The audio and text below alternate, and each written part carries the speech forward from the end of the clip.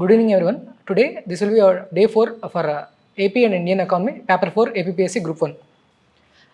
Last 3 days, we have seen 3 different chapter lines, and today we are going to see in detail government budgeting.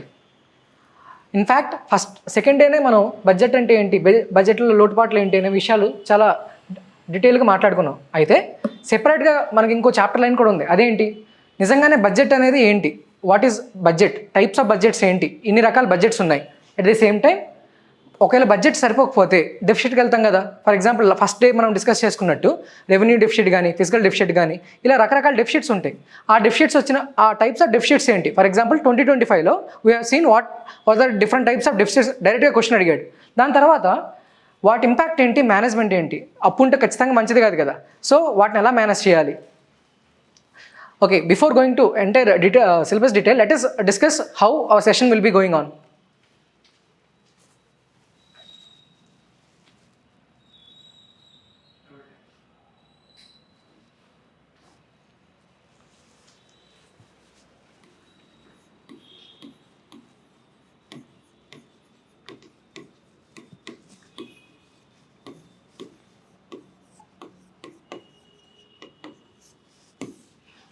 First 10 minutes let us discuss అసలు మొత్తానికి ఆ 4th chapter line ఉంది కదా, దాంట్లో ఎన్ని components ఉన్నాయో చూద్దామండి. ఎన్ని డిఫరెంట్ టైప్స్ ఆఫ్ కాంపోనెంట్స్ ఉన్నాయో చూద్దాం. హవెవర్ ఈరోజు మన ఎంటైర్ ఫోకస్ మొత్తం కూడా మిగతా అన్ని కూడా జర్నలిస్టిక్ టాపిక్సే, బట్ మేజర్ ప్రధానంగా కరెంట్ అఫైర్స్ రిలేటెడ్ టాపిక్ ఏంటంటే budget 2026, 2027. Also this is the year where I probably will get another important 2 topics ఉన్నాయండి. ఆ 2 టాపిక్సే, ఒకటి ఫైనాన్స్ కమిషన్. ఇది ఎన్నో ఫైనాన్స్ కమిషన్ అండి? 16th. Thank you. ఎవరండి chairman? Arvind Panagariya. Okay, our ప్రధానమైన టాపిక్ ఏంటండి? బడ్జెట్. ఇన్ డీటెయిల్ అనాలిసిస్ చేద్దాం. Budget and its analysis. Later on will dive into finance commission, and if time permits will also see GST. ఎందుకు year GST రావచ్చండి? దాన్ని ఏమంటారు, GST 2.0, reforms in GST. Okay, so these are the major 3 topics which we're going to do, because previous sessions we have also started various types of questions. For example sub topics ఉన్నటువంటి deficits కానీ, types ఏంటి, government ఎలా budget ప్రవేశపెడతారు, ఇవన్నీ కూడా మనం discuss చేసుకున్నాం. So ఈరోజు ప్రధానంగా అయితే మాత్రం ఈ 3 విషయాల మీద మాట్లాడుకుందాం అండి. అగైన్ ఇప్పుడు నవ్వు first will let us start with our syllabus lines. So government budgeting మీద first structure of government budget అడిగారండి. ఎలా పెడతారు, ప్రవేశపెడతారు, బడ్జెటింగ్ అంటే ఏంటి, దాని హిస్టరీ ఏంటి అనేది ఈ లైన్లో చదువుకోవాలి. దాని తర్వాత బడ్జెటింగ్ ప్రాసెస్ ఏంటి. ఒకరోజు వచ్చి ఫైనాన్స్ మినిస్టర్ డైరెక్ట్గా చేయరు కదా, there will be many ceremonies. ఇంకా చెప్పాలంటే స్వీట్ సెరమనీ కూడా ఉంటుంది. అండ్ ఇన్ఫ్యాక్ట్ దిస్ ఇయర్ ఈసారి ఫస్ట్ టైం వాళ్ళు కర్తవ్య భవన్లో ప్రవేశపెట్టారు. అందుకే ఈ ఇయర్ బడ్జెట్ని 3 కర్తవ్యాస్తో డినోట్ చేశారు. సో ఇంట్రడక్షన్లో ఆర్ కంక్లూషన్లో బడ్జెట్ కోసం కానీ మనం మాట్లాడుకోగలిగితే 3 కర్తవ్యాస్ కోసం మాట్లాడడం అనేది చాలా better way of presenting your conclusion or intro for an effective answer. Next types of budget అండి. ఫర్ ఎగ్జాంపుల్ రీసెంట్ డేస్లో మెనీ టైప్స్ ఆఫ్ బడ్జెట్స్ వచ్చాయి. జెండర్ బడ్జెటింగ్ అని అన్నాం. సో ఇది ప్రధానమైన జెండర్ కోసం పెట్టట్లేదు, బట్ బడ్జెట్లో ఒక సబ్ కాంపొనెంట్. సో అటువంటి టైప్స్ ఆఫ్ బడ్జెటింగ్ అడిగితే ఎలా రాయొచ్చు అనేది నెక్స్ట్ క్వశ్చన్ అండి. అగైన్ టైప్స్ ఆఫ్ డెఫిసిట్స్ ఇందాకలే మాట్లాడుకున్నాం. Impact and management. For example ఇండియాలో డెఫిసిట్ మేనేజ్మెంట్కి ఉన్న లెజిస్లేటివ్ యాక్ట్ ఏంటండి? FRBM. తర్వాత ఎస్పెషల్లీ ఈరోజు మనం డిస్కస్ చేయబోతుంది ఏంటంటే ఇయర్ యూనియన్ బడ్జెట్ తాలూకా ప్రధానంగా హైలైట్స్ ఏంటి అండ్ దాని అనాలిసిస్ ఏంటి. ఎందుకంటే డైరెక్ట్ క్వశ్చన్ ఎలా రావచ్చండి, give detailed account on this year union budget అని అడగచ్చు, అండ్ అనాలిసిస్ అని అడగచ్చు. How it might help towards Viksit Bharat అని అడగచ్చు. సో డీటెయిల్డ్ అనాలిసిస్ కాంపోనెంట్స్ అనేది మనం చదువుకోవాలి. And again GST related issues and central assistance to states, issues of federal finance in India, recommendations of the latest finance commission. So ఈరోజు మనం 3 topics ఏమనుకున్నామండి? Budget అనుకున్నాం, GST అనుకున్నాం, ఫైనాన్స్ కమిషన్ అనుకున్నాం. And మన కంపేర్ సెంట్రల్ అసిస్టెన్స్ స్టేట్స్ అనేవి ఇక్కడ కూడా మనం మాట్లాడుకుందాం అండి. సో దాన్ని నెక్స్ట్ డే అంటే రేపు మనం డిస్కస్ చేసుకోవచ్చు.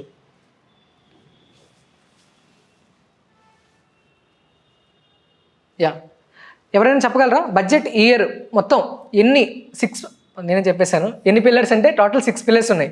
సో ప్రధానంగా అయితే they have decided to give a youth empowerment oriented budget అని చెప్పి అనుకున్నారండి. సో ఈ యూత్ ఎంపవర్మెంట్ ఎలా జరుగుతుంది, ఎలా అసలు నిజంగానే దేశానికి కావాల్సిన ఇంపిటస్ని ఈ బడ్జెట్ తీసుకురాగలదో ఇన్ డీటెయిల్గా చూసుకుందాం. ఫస్ట్ ఆఫ్ ఆల్ చెప్పండి, బడ్జెట్ అంటే ఏంటి? మీ ప్రకారం బడ్జెట్ అంటే ఏంటి?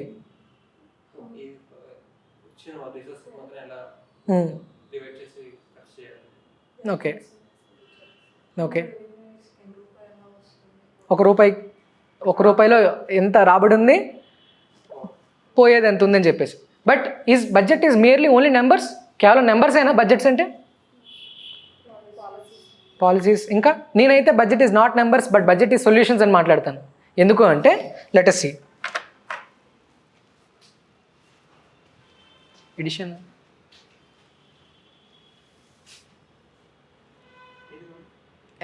Page edition.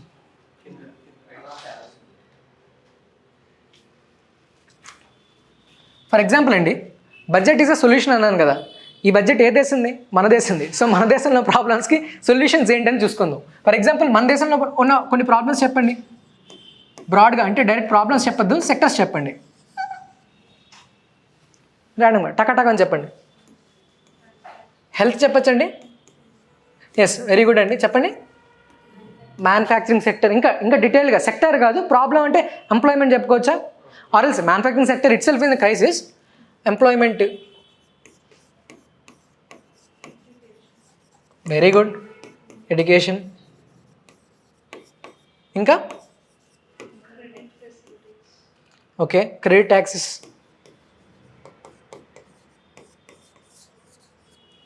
ఇంకా ఇంక్లూజివ్ గ్రోత్ కావాలి కదా.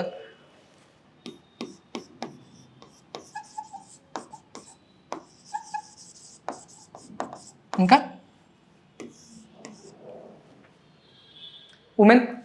ఉమెన్ ఇష్యూస్ అండి.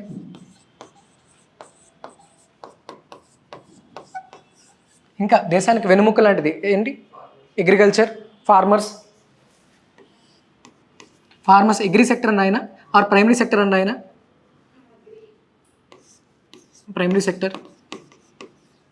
దానిలో ప్రధానమైన స్టేక్ హోల్డర్స్ ఎవరు? ఫార్మర్స్. సో ఇంకా చాలామంది స్టేక్ హోల్డర్స్ ఉన్నారు. ఇంకా ప్రధానంగా చెప్పాలంటే ఇన్ఫ్రాస్ట్రక్చర్ అండి, మౌలిక వసతులు.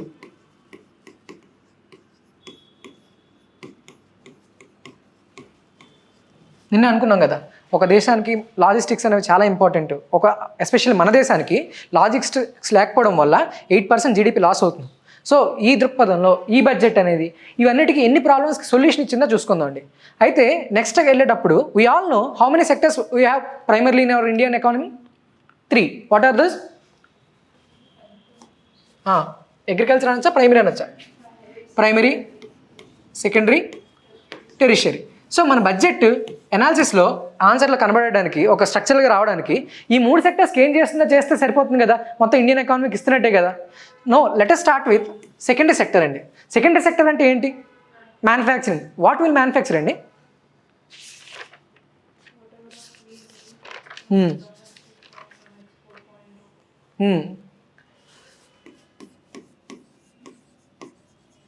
మ్యానుఫ్యాక్చరింగ్ అన్నారు. సో కెన్ వి సే ఏదో ఒకటి తయారీ చేయడమే కదా. అది బేసిక్ వస్తువులు అవ్వచ్చు, అడ్వాన్స్ వస్తువులు అవ్వచ్చు, బాగా ఉపయోగకరమైన అవ్వచ్చు, ఎక్స్పోర్ట్ పొటెన్షియల్ సంబంధించి అంటే మనకు ఉపయోగపడవచ్చు, బట్ వేరే వాళ్ళ కోసం ఉపయోగపడవచ్చు కదా. అలాంటివన్నింటినీ మనం మ్యానుఫ్యాక్చర్ చేయగలడమే కదా. సో ఈ మ్యానుఫ్యాక్చరింగ్ సెక్టార్లో విపరీతంగా ఈ బడ్జెట్ అనేది స్ట్రెస్ తీసుకుంది, ఎక్కువ ఫోకస్ చేయాల్సి వచ్చింది. కారణం ఏంటి?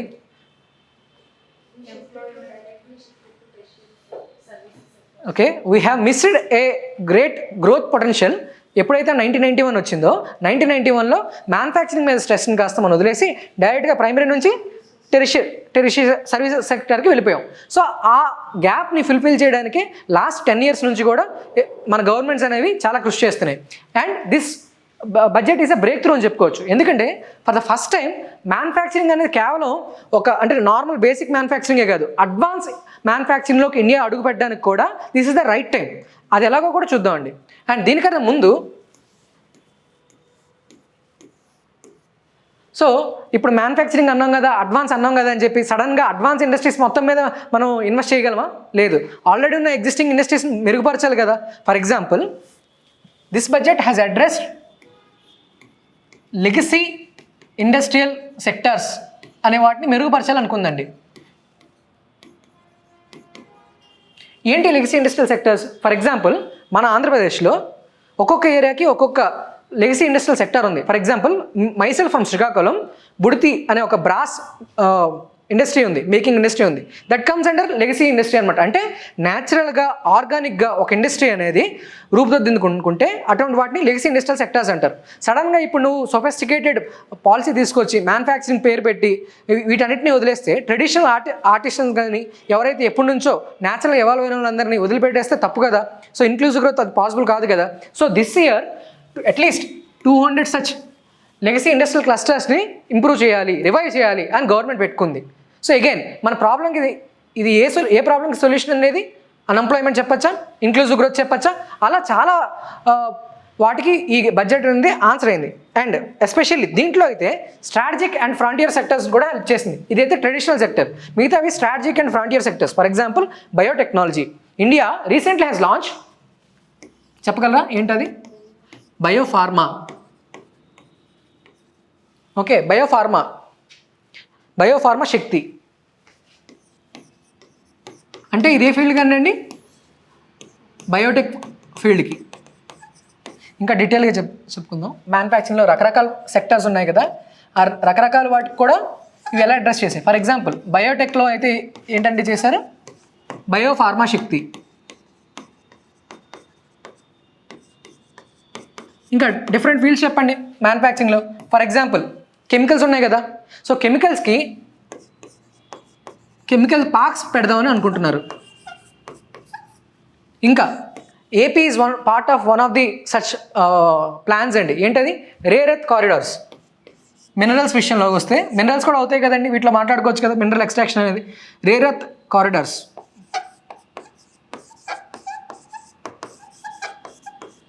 ఇంకా మన ఫోన్స్ ఇవన్నీ కూడా అడ్వాన్సే కదండి. అడ్వాన్స్ దేని మీద నడుస్తాయండి? Chips, fabricating industry, fab industry అంటాం. దానికోసం we have extended our very ambitious project అండి. ఇండియన్ సెమీకండక్టర్ మిషన్ ఉంది కదా, దాన్ని ఇండియన్ సెమీకండక్టర్ మిషన్ 2.0 లాంచ్ చేసాం.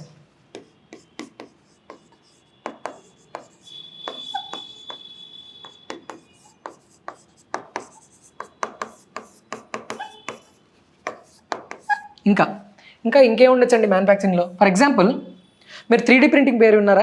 ఏంటి 3D ప్రింటింగ్? మ్యానుఫ్యాక్చరింగా కాదా? ఏ టైప్ ఆఫ్ మ్యానుఫ్యాక్చరింగ్ అది? Additional manufacturing. Previously use to have subtractive. అంటే ఏంటి? అది తయారు చేయాలంటే ముక్కలుగా విడగొట్టి మనకు కావాల్సింది తయారు చేసేవాళ్ళం. దానివల్ల ఎంత వేస్ట్ ఉండేది. బట్ అడ్వాన్స్ టెక్నాలజీతో చేసినటువంటి ఈ ఎడిటివ్ మ్యానుఫ్యాక్చరింగ్ ఏదైతే ఉందో ఇవన్నీ కూడా కన్స్ట్రక్షన్స్లో వాడతాం. సో ఇది కూడా మ్యానుఫ్యాక్చరింగ్లో వస్తుంది కదా. వీళ్ళ కోసం అని చెప్పేసి దిస్ బడ్జెట్ ఏం చేసిందండి, ఎస్పెషల్లీ కన్స్ట్రక్షన్ సెక్టార్లో అడ్వాన్స్ మ్యానుఫ్యాక్చరింగ్ ఏవైతే ఉన్నాయో వాటి మీద దృష్టి పెట్టింది. ఒక స్కీమ్ లాంచ్ చేయబోతున్నారు. It was not at announced, but ఈ ఫీల్డ్లో కూడా లాంచ్ చేయబోతున్నారు. ఇంకా చెప్పాలి అంటే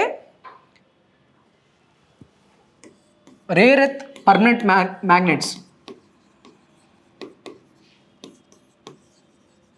ఇవి ఎక్కడ వాడతామండి? India is turning towards which energy? Green energy. Green energy needs batteries. So batteries కానీ హైడ్రో పవర్లో ఉన్న బ్లేడ్స్ ఉంటాయి కదా, టర్బైన్స్, ఇవన్నీ కూడా ఈ మెటీరియల్స్తోనే చేస్తామండి. ఇంకా ఎలక్ట్రానిక్ కాంపోనెంట్స్ అండి.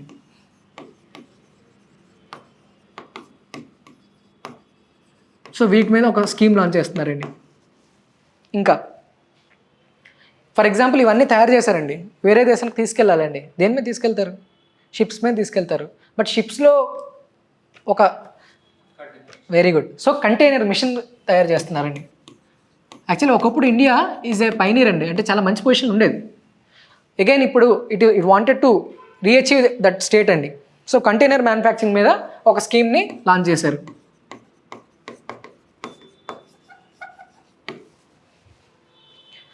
ఇంకా ఇప్పుడు ఇవన్నీ చాలా వరకు కూడా కొత్త అడ్వాన్స్ కదా. ఆల్రెడీ ఇండియన్ పబ్లిక్ సెక్టర్లో ఉన్నటువంటి ఇండస్ట్రీస్ ఉంటాయి కదా, సెంట్రల్ పబ్లిక్ సెక్టర్ యూనిట్స్, వాటిలో ఈ మ్యానుఫ్యాక్చరింగ్ అనేది హైటెక్ వెళ్ళాలి అంటే అక్కడ ఉన్న టూల్స్ని మెరుగుపరచుకోవాలి. సో హైటెక్ టూల్స్ని మెరుగుపరచడానికి అక్కడ సెపరేట్ రూమ్స్ని తయారు చేద్దాం అనుకుంటున్నారు. సో సెంట్రల్ పబ్లిక్ సెక్టర్ యూనిట్స్లో, సిపిఎస్ఈస్లో, ఎంటర్ప్రైజెస్లో హైటెక్ టూల్స్ రూమ్స్ తయారు చేయబోతున్నారు, అంటే ఒక ఎకోసిస్టమ్ని బిల్డ్ చేయబోతున్నారు. సో ఇలా ఇండియన్ అడ్వాన్స్ మ్యానుఫ్యాక్చరింగ్ వైపు ఒక అడుగు వేస్తుంది అని చెప్పుకోవడానికి ఇవన్నీ కూడా ఉదాహరణలే. అండ్ ఇవే కాదండి, for example India with its great demography is also Peking towards sports industry. So ఇటువంటి స్పోర్ట్స్ ఇండస్ట్రీకి ఎంతసేపు మనం ఫారెన్ పేర్లో వింటాం, అడిడాస్ అని లేదంటే నైక్ అని. ఇండియన్ మ్యానుఫ్యాక్చరింగ్ గూడ్స్ ఎందుకు లేవు అంటే క్వాలిటీ లేదు. క్వాలిటీ కావాలంటే టెక్నాలజీ కావాలి, at the same time labour వాళ్ళకి సప్లై కావాలి, క్యాపిటల్ కావాలి. ఇవన్నిటి కన్నా ముందు ఒక చీప్ రేట్లో అంటే అఫోర్డబుల్ రేట్లో ఇస్తే కొనుక్కుంటాం, అవి ఇవ్వలేకపోతున్నాం కదా. సో ఈ గ్యాప్ని కూడా ఫిల్ఫిల్ చేసుకోవడానికి మనం ఏం చేసామండి, స్పోర్ట్స్ షూస్ స్పోర్ట్స్ సంబంధించిన మ్యానుఫ్యాక్చరింగ్ కూడా ఒక స్కీమ్ లాంచ్ అయిపోతున్నాం. సో ఇలా అన్ని సెక్టర్స్ వాళ్ళకి కూడా, అంటే కేవలం మ్యానుఫ్యాక్చరింగ్ అంటే హై ప్రొడక్ట్సే కాదు, దేశ ప్రజలకి ఏవైతే అవసరాలు ఉన్నాయో ఆ అవసరాలు తగ్గట్టు మ్యానుఫ్యాక్చరింగ్ ఉండాలి అని వాటికి తగ్గట్టు ప్రతి రకరకాల వాటిల్లో కూడా ఈ స్కీమ్స్ అనేవి లాంచ్ చేయబడింది. అలాగే 12% మ్యానుఫ్యాక్చరింగ్ జీడిపిలో కంట్రిబ్యూట్ చేస్తున్నటువంటి టెక్స్టైల్స్ రంగాలను కూడా, ఇంటిగ్రేటెడ్ టెక్స్టైల్స్ని మ్యానుఫ్యాక్చరింగ్ సెక్టర్లో హై కంట్రిబ్యూషన్ ఇచ్చే విధంగా ఇయర్ బడ్జెట్ ఒక స్కీమ్ తీసుకొస్తుందండి. ఇలా ఆల్రౌండ్గా మ్యానుఫ్యాక్చరింగ్ సెక్టర్లో ఏవేవైతే ప్రజలకి అవసరం పడతాయో, ఇంక్లూజివ్ గ్రోత్ తీసుకెళ్తాయో, ఈ విధంగా బడ్జెట్ 2026-2027 అనేది లేడ్ ట్రెమెండస్ ఫౌండేషన్స్ అండి. అయితే ఎందుకు మ్యానుఫ్యాక్చరింగ్ సెక్టర్ మీద ఇంత రిలయన్స్ ఇవ్వాల్సి వచ్చింది? ప్రైమరీ కానీ టెరిషరీ కానీ ఎందుకు ఇచ్చారు బడ్జెట్లో, బట్ ఇంత ప్రామినెన్స్ ఇవ్వలేకపోయారు ఎందుకు? Very good. అన్ఎంప్లాయ్మెంట్ని దాటాలి, కానీ మిగతా tertiary sector is also holding employment కదా. ఎందుకు మ్యానుఫ్యాక్చరింగ్ సెక్టరే? Very good. Actually manufacturing sector is such a sector which can produce labour intensive growth. For example నేను ఒక ఇండస్ట్రీ పెడతానండి, సాఫ్ట్వేర్ ఇండస్ట్రీ పెడతానండి, దానికి ఎంప్లాయీస్ ఎవరు వస్తారు? ఒక 100 మంది వస్తే 100 మంది బాగా గ్రాడ్యుయేషన్ చేసి, పోస్ట్ గ్రాడ్యుయేషన్ చేసి ఎక్స్పర్టైజ్ ఉన్న వాళ్ళనే తీసుకుంటారు. కానీ నేను ఒక టెక్స్టైల్ ఇండస్ట్రీ పెట్టాను అనుకోండి, ఆ ఊర్లో ఉన్నటువంటి సెమీ స్కిల్డ్, అన్స్కిల్డ్ వాళ్ళకి కూడా అన్ఎంప్లాయ్మెంట్ దొరుకుతుంది. అండ్ వీళ్ళు ఒక 10 yearsలో దే విల్ బి స్కిల్డ్ కదా. సో అంటే ఆ దేశంలో ఇంక్లూజివ్ గ్రోత్ కావాలి అంటే మన దేశం అంటే మనలాంటి ఎకానమీస్కి this labour intensive industries plays a crucial role. And ఇవి ఇవ్వగలిగే శక్తి కేవలం మ్యానుఫ్యాక్చరింగే ఉంది కాబట్టి మ్యానుఫ్యాక్చరింగ్ అనేది మన గ్రోత్ ఇంజిన్. అయితే వీటిలో సూపర్ స్టార్ ఎవరండి, గేమ్ చేంజర్ మ్యానుఫ్యాక్చరింగ్లో? Who is this guy? చెప్పండి. MSMEs. So every budget will have special provisions for MSMEs, but ఈ ఇయర్ ఉన్నాయి అనేది మనకి ఇంపార్టెంట్. ఎందుకంటే స్టాండ్ అలోన్ క్వశ్చన్స్ రావచ్చు, లేదంటే మనం ఫస్ట్ దీని నుంచే స్టార్ట్ చేయొచ్చు. ఏంటి ఎంఎస్ఎంఈస్కి ఏదో ఒకటి ఇవ్వాలి కదా. నాకు చెప్పండి, ఎంఎస్ఎంఈస్లో మేజర్ ప్రాబ్లం ఏంటి? We all no what is MSMEs. తక్కువ స్కేల్లో, తక్కువ క్యాపిటల్లో, తక్కువ పరిధిలో ప్రొడ్యూస్ చేయగలిగే కంపెనీస్ని, ఇండస్ట్రీస్ని మనం ఎంఎస్ఎంఈస్ అంటాం. సో వీటికి ఉన్న ప్రధానమైన సమస్యలు ఏంటి? Very good. మేజర్గా క్రెడిటే. ఎందుకు క్రెడిట్? ఎందుకంటే అవి అక్కడికక్కడ ఉన్న లోన్స్తో, క్యాపిటల్తో ఎలా అప్పటికప్పుడు ఒక ఇండస్ట్రీని తయారు చేసుకోవడమే ఎంఎస్ఎంఈ. సో దానికి నెక్స్ట్ లెవెల్కి వెళ్ళాలంటే క్రెడిట్ కావాలి, ఆపరేషనల్ క్రెడిట్ కూడా కావాలి. అంటే ఏంటి? రేపటికి సామాన్లు కొనుక్కోవడానికి కూడా ఈరోజు డబ్బులు కావాలి మనకి, ఇంకా స్కిల్స్ కదా. సో మేజర్గా అండి every budget will try to address this problem.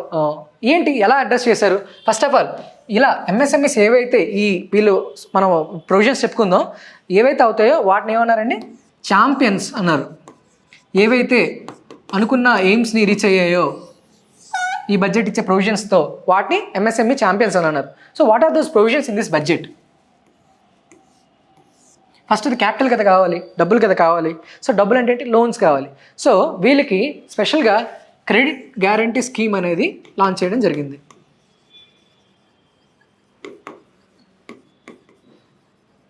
And ఇంకోటి క్యాపిటల్ క్రంచ్ అంటే క్రెడిట్. ఆ రోజు వాళ్ళ చేతిలో డబ్బులు ఉండకపోవడానికి ప్రధాన కారణం ఏంటి అంటే ట్రాన్సాక్షన్స్ ఎలా జరుగుతాయంటే మోస్ట్లీ ఇన్ఫార్మల్ సెక్టర్లో ఒక పెద్ద కంపెనీ ఉంది, ఫర్ ఎగ్జాంపుల్ ఒక సెంట్రల్ పబ్లిక్ సర్వీస్ సిపిఎస్సి ఉందండి.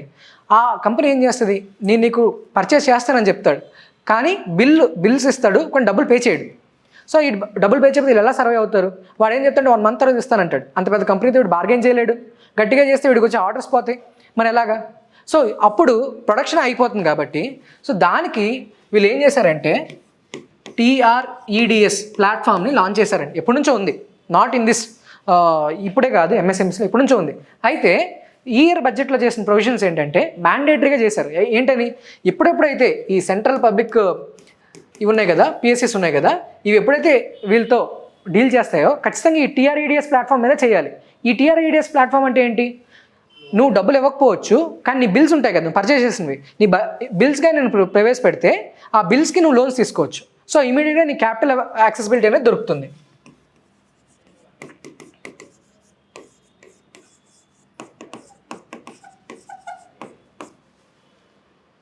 ఇంకా ఎంఎస్ఎంఈస్లో ఇంకా డైరెక్ట్గా ఒక ఫండ్ క్రియేట్ చేశారండి. అదేంటి ఆ ఫండ్ అంటే 10,000 crores ఎస్ఎంఈ గ్రోత్ ఫండ్ని తయారు చేశారు. 10,000 crores అండి.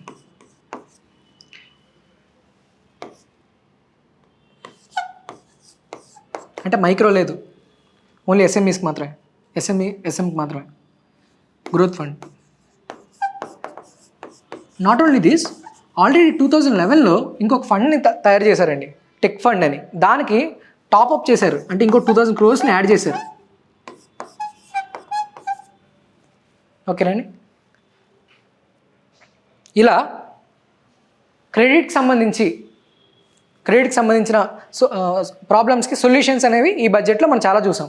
అయితే ఇదే కాకుండా ఎంఎస్ఎంఈస్కి ఎప్పటి నుంచి ఉంటున్న ఇంకొక ప్రాబ్లం ఏంటి అంటే ఫార్మలైజేషన్. మేజర్గా ఏంటంటే మెనీ స్కీమ్స్ ఉన్నాయండి, కానీ వీళ్ళు ఎందుకు వాటిని అందిపుచ్చుకోలేకపోతున్నారు?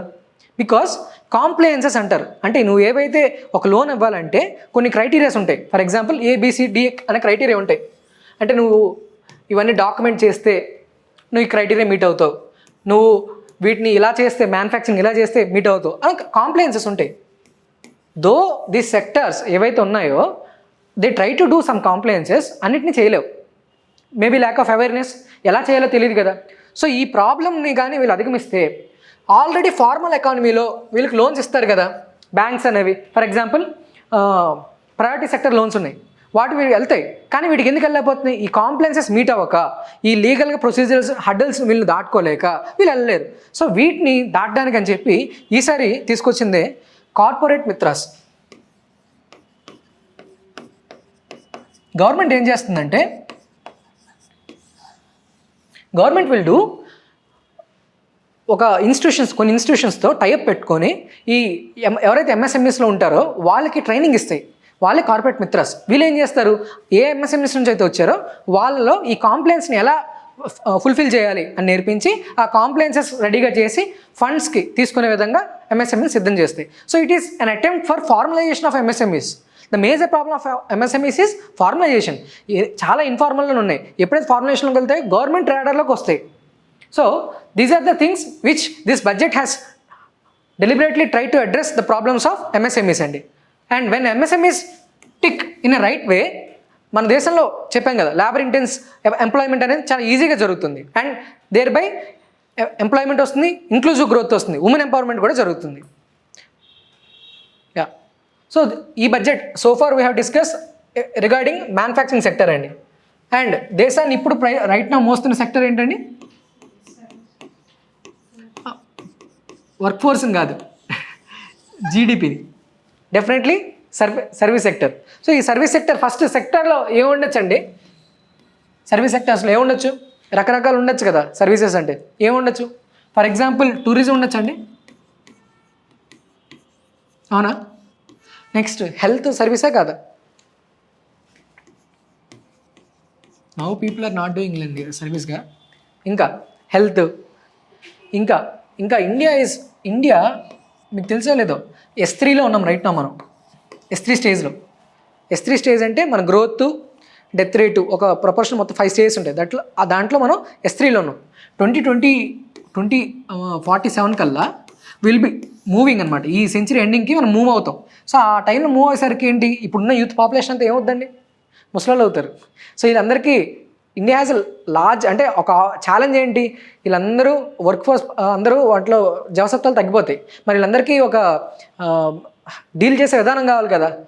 అండ్ ప్రజెంట్ కూడా కావాలి అనుకోండి, దాన్ని కేర్ ఎకోసిస్టమ్ అంటాం.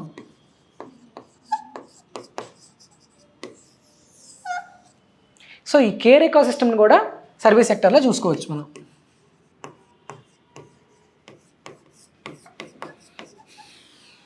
ఓకే. ఎరేజర్ చాలా పెద్దది.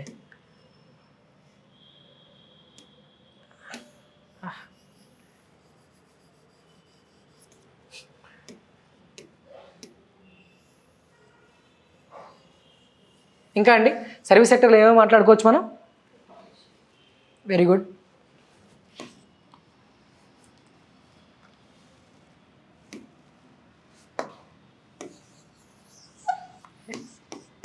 ఎడ్యుకేషన్. ఇంకా మీరు ఇప్పుడు యూత్ని వదిలేస్తున్నారండి. ఆల్ ఇన్స్టాగ్రామ్ పీపుల్ వీళ్ళందరూ ఫీల్ అవుతారు.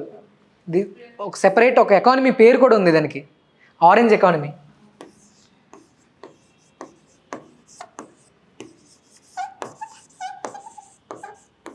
YouTube, Instagram is paying more than many government companies right now. Next ఇంకా డిజైన్. ఈ ఫీల్డ్స్ ఎందుకు తీసుకున్నానంటే ఈ ఫీల్డ్స్ని అడ్రస్ చేశారు కాబట్టి బడ్జెట్లో, వాటికంటూ ఒక్కొక్క దానికి స్కీమ్స్ ఉన్నాయి కాబట్టి. ఇంకా హెల్త్లోనే ఫర్ ఎగ్జాంపుల్ ఇంకొంచెం సబ్ సెక్టర్గా చెప్పుకోవచ్చు ఆయుష్. ఓకే, ఇందాక మనం అనుకున్నాం కదా budget is not numbers but budget is a solution. For example ఇండియాలో ఉన్న ప్రాబ్లమ్స్ ఇక్కడ చూద్దామండి. For example tourism. ఎలా టూరిజం అనేది ప్రాబ్లం కాదు, ప్రాబ్లం అండ్ ఆల్సో సొల్యూషన్. ఎలాగంటే అండి మన దగ్గర చాలా చారిత్రాత్మకమైన కట్టాలు ఉంటాయి కానీ అవన్నీ పోతూ ఉంటాయి. సో వాటిని మనం ఆపాలి అన్న that is one of our fundamental duty, protect చేసుకోవడం. సో దాన్ని అదొక ప్రాబ్లమే కదా. And also it is a source for employment, regional employment. Indian culture heritage కదా అది. సో దాన్ని అడ్రస్ చేయడానికి ఈ బడ్జెట్ అడ్రస్ చేస్తుంది. తర్వాత హెల్త్లో ఇండియాలో we have very little professionals, అంటే స్పెషలైజేషన్ ఉన్న డాక్టర్స్ తక్కువ. ఫర్ ఎగ్జాంపుల్ ఎంబీబీఎస్ చేసిన వాళ్ళు కాకుండా మిగతా రకరకాల ప్రొఫెషన్స్ ఉంటాయి, రేడియాలజిస్ట్ కానీ ఇవన్నీ. They do not do MBBS but they will have separate role. వాళ్ళని ఏమంటామండి ఏహెచ్పి, అలైడ్ పోదా ఇంటువా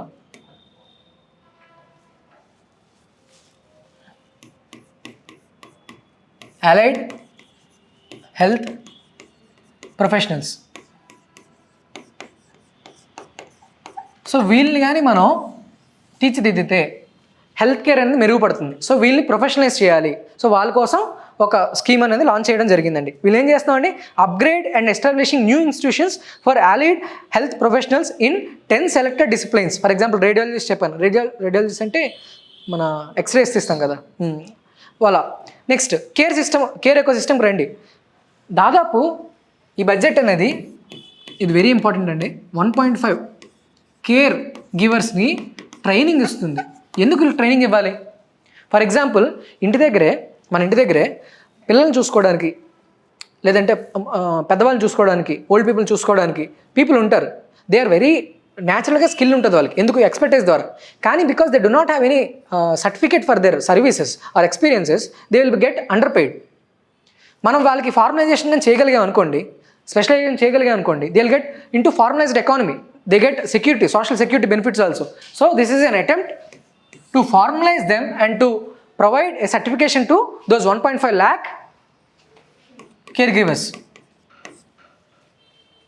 ఒక రకంగా ఇది అన్పెయిడ్ పీపుల్ని పెయిడ్ సెక్టర్లోకి తీసుకురావడం జరుగుతుంది. It's also one sort of inclusive గ్రోతే కదండి. నెక్స్ట్ ఇంకా ఆయుష్ అండి. ఆయుష్లో ఏం చేయబోతున్నాం? యాక్చువల్లీ ఆయుష్ కానీ కొన్ని ఏవైతే ట్రెడిషనల్ అంటే సెక్టర్స్ ఉంటాయి, ఫర్ ఎగ్జాంపుల్ న్యాచురల్ ఫార్మింగ్ ఉంది, లేకపోతే ఆర్గానిక్ ఫార్మింగ్ ఉంది, లేకపోతే ఆయుష్ ఉంది. ఒక మేజర్ ప్రాబ్లం ఉంటుంది, చెప్పగలరు అదేంటో? కమాన్. Very good. అంతే.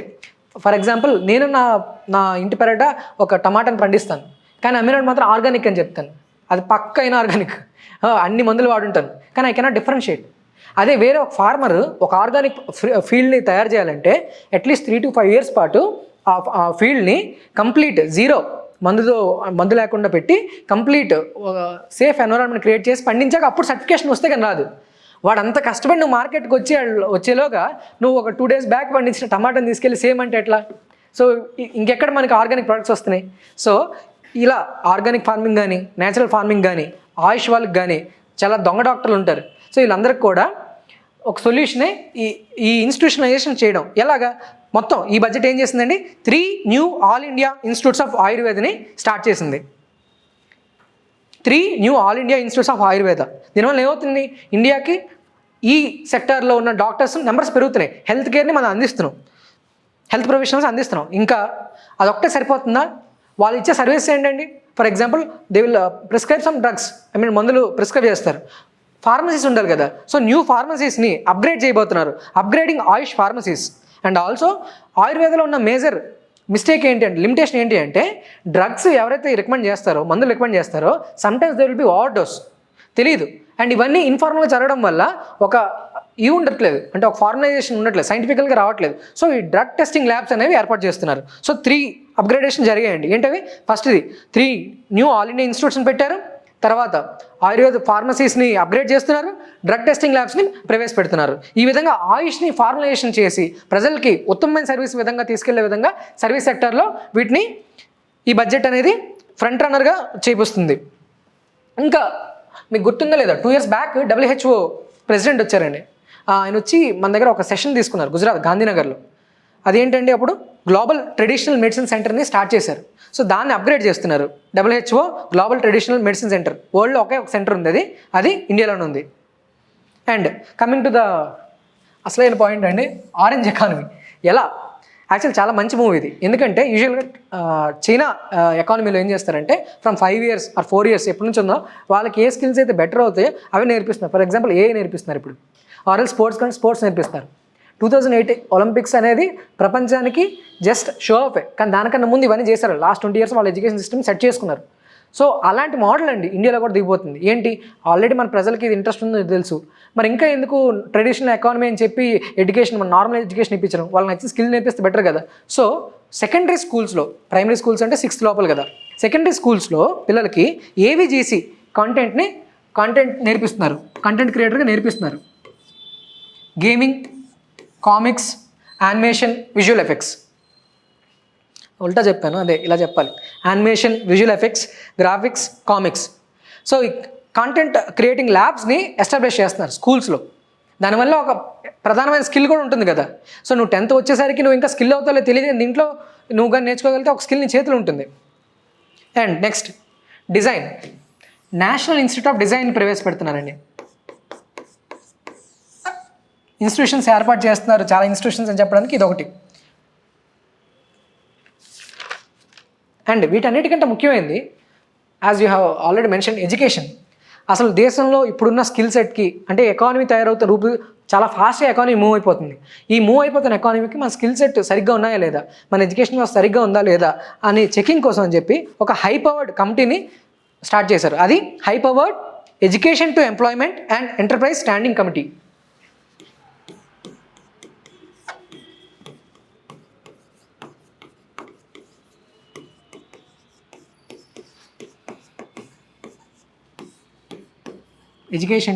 నేను actually first education to employment అని మాత్రం చదువుకున్నాను, తర్వాత డౌట్ వచ్చింది, అదేంటి అందరూ ఎంప్లాయీస్ అయితే వీళ్ళు ఎవరు అవుతారు అనుకున్నాను. ఈలోకి కంప్లీట్ సెంటెన్స్ చూసాను బడ్జెట్లో, ఎడ్యుకేషన్ టు ఎంప్లాయ్మెంట్. అందరూ ఎంప్లాయీస్ అవ్వరు కదండి, కొంతమంది ఎంటర్ప్రీనర్స్ కూడా అవుతారు కదా. సో ఎంటర్ప్రీనర్స్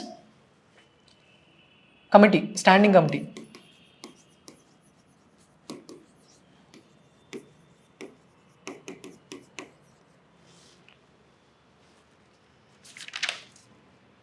అండ్ ఎడ్యుకేషన్లో ఒక న్యూ ఫార్వర్డ్ని, అంటే ఒక ప్రాబ్లం ఇంకొక ప్రాబ్లమ్ సాల్వ్ చేయబోతున్నారు.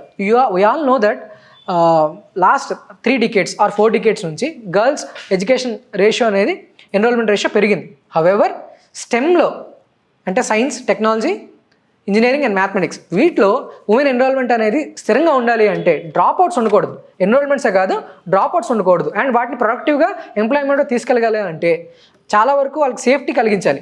సో ఈ సేఫ్టీని ఎస్టాబ్లిష్ చేయడానికి గర్ల్ చైల్డ్ ఉన్నటువంటి ఫ్యామిలీస్ ఏవైతే ఎడ్యుకేషన్ ఇవ్వాలి, అష్యూరెన్స్గా ఇవ్వాలి అనుకుంటున్నాయో వాళ్ళ కోసం అని చెప్పి హాస్టల్స్ని, ఎవ్రీ డిస్ట్రిక్ట్లో ఒక హాస్టల్ని ప్రవేశపెట్టే విధంగా ఈ బడ్జెట్ చర్యలు తీసుకుంది. గర్ల్స్ హాస్టల్ ఇన్ ఎడ్యుకేషన్లో, girls hostel in higher education institutions, ఒక డిస్ట్రిక్ట్కి ఒకటండి, per 1 district.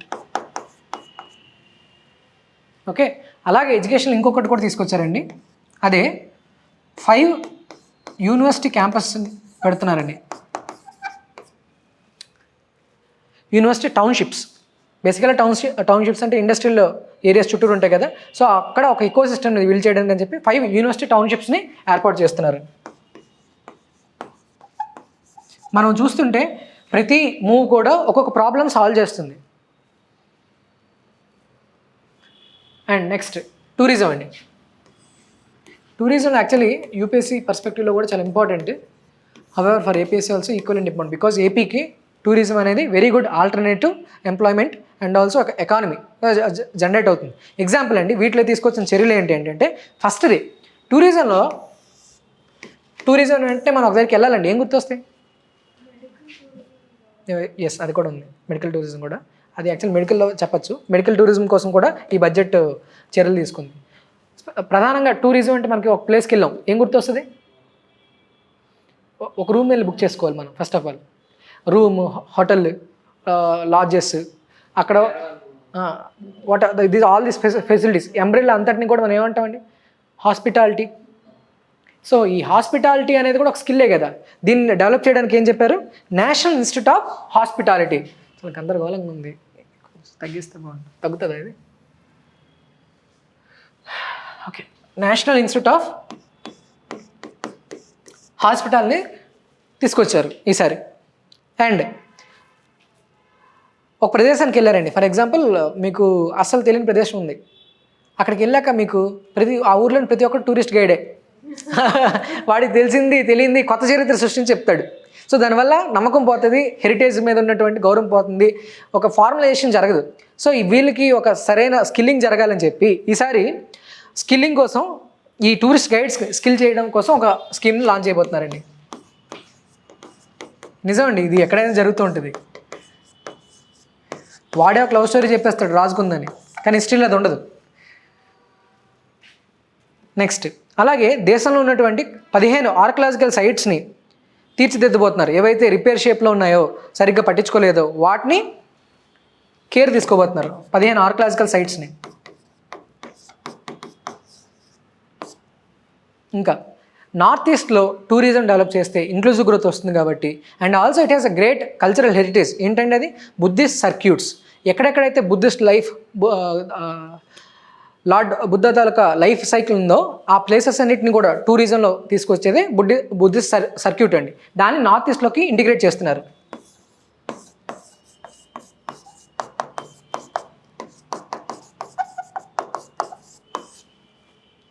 So tourism perspective ఇదండి. సో ఇలా ప్రస్తుతానికి దేశం హోల్డ్ చేస్తున్నటువంటి సెకండ్ హైయెస్ట్ ఎంప్లాయ్మెంట్ ఇదే కదా, first highest contributor to GDP కూడా. సో ఈ సెక్టర్ని ఇలా ట్యాప్ చేయడం ద్వారా దేశం అనేది 2047లో వికసిత భారతదేశంగా వెళ్తుంది ఈ ఇంటర్వెన్షన్స్ చేయడం ద్వారా. అండ్ లాస్ట్ మనకి నెక్స్ట్ ఏమిటండి, లాస్ట్ బట్ మోస్ట్ ఎక్కువ మందికి ఎంప్లాయ్మెంట్ ఇస్తున్న సెక్టర్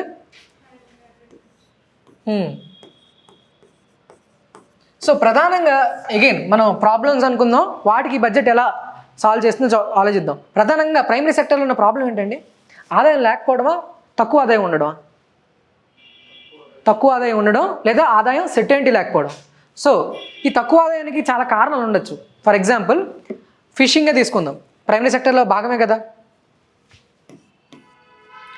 ఫిషరీసే తీసుకుందాం.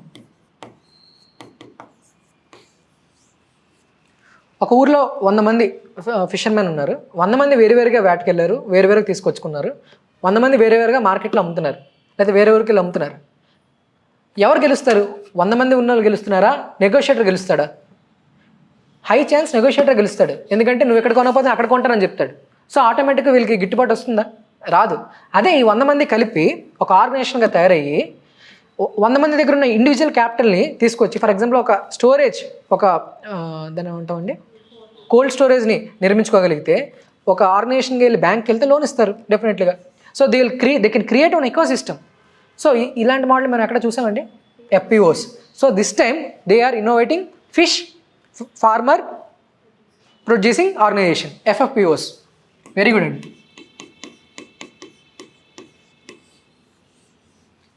ఇంకా చెప్పాలంటే ఎస్హెచ్జి మోడల్ ఇది ఒక రకంగా, ఫిషరీస్లో ఎస్హెచ్జి మోడల్ అని అనుకోవచ్చు. ఇంకా అండి, ఇంకా ఫర్ ఎగ్జాంపుల్ ఒక ఫార్మర్కి అగ్రికల్చర్ మీద ఇండియాలో డిపెండ్ అవ్వగలడా? అంటే కేవలం పంటలు వేసి అది చేతికి వస్తుంది అనే గ్యారెంటీ ఎవరైనా ఇవ్వగలరా? ఇవ్వలేం. ఎందుకండి? Very good, very good. ఎందుకు ఇవ్వలేమండి? Because India is highly dependent on rainfall, monsoon rainfall and also many other. Especially ఇప్పుడు క్లైమేట్ క్రైసిస్ వల్ల అన్సర్టెనిటీ ఇంకా పెరిగిపోయింది. అలాంటప్పుడు ఓన్లీ దాని మీద ఉంటే డబ్లింగ్ ఆఫ్ ఫార్మర్ ఇన్కమ్ పక్కన పెడితే, ఎవరు చెప్పారు doubling of farmer income? Ashok Dhavale committee. So must agriculture నుంచి ప్రతిసారి కూడా కంక్లూషన్లో అశోక్ ధవళే కమిటీ వే ఫార్వర్డ్లో కానీ కంక్లూషన్లో కానీ పడాలి. సో ఈ రెండో సైడ్ ఇన్కమ్ అనేది మేజర్ ఇన్కమ్గా తీర్చిదిద్దుకోకపోతే, సేఫ్ ఇన్కమ్గా రాకపోతే వీళ్ళందరూ కూడా దే విల్ బి డెప్ట్ ట్రాప్. సో 45% పీపుల్ ఉన్న వర్క్ ఫోర్స్ ఉన్నటువంటి సెక్టార్కి ఇంత వల్నరబిలిటీ తప్పు కదా. సో వాళ్ళకి ఆదాయం పెంచుకునే విధంగా అదర్ సెక్టార్స్ని మనం డెవలప్ చేయాలి.